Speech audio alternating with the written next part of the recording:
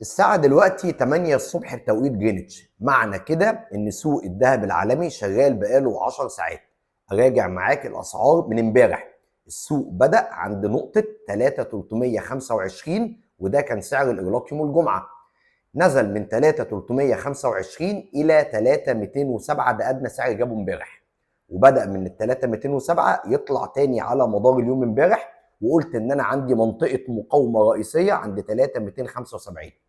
النهارده السوق بدأ عند 3235 اللي هي نقطة الإغلاق امبارح. عمل إيه بقى النهارده؟ نزل من ال 3235 إلى 3216، يعني نزل أو بيختبر منطقة الدعم الرئيسية عند 3200.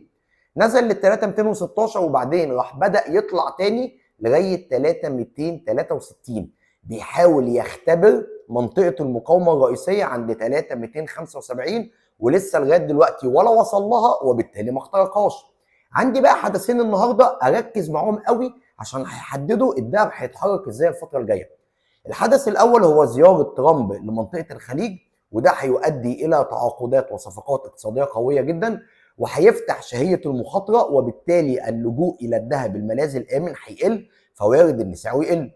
الحدث الثاني والاهم هو مؤشر اسعار المستهلكين، وده الساعه 12 ونص الظهر بتوقيت جرينتش. هشوف الارقام. كان عندنا الشهر اللي فات مؤشر اسعار المستهلكين 1%، ومتوقع الشهر ده ان هو يبقى 2%. لو طلع فوق ال 2% يعني 3% نتيجه للرسوم الجمركيه اللي تم فرضها الشهر اللي فات، يعني طلع اعلى من المتوقع، يعني معنى كده ان في تضخم فوق ال 2% 3%، بفكرك ان هدف الفيدرالي هو الحفاظ على مستوى 2%. طب لو طلع بقى 3%، معنى كده ان الفيدرالي هيحافظ على معدلات الفايده ثابته اللي هي بالتالي مرتفعه الايام دي، وده هيكون عامل سلبي وهيؤدي على ضغط اكتر على الذهب.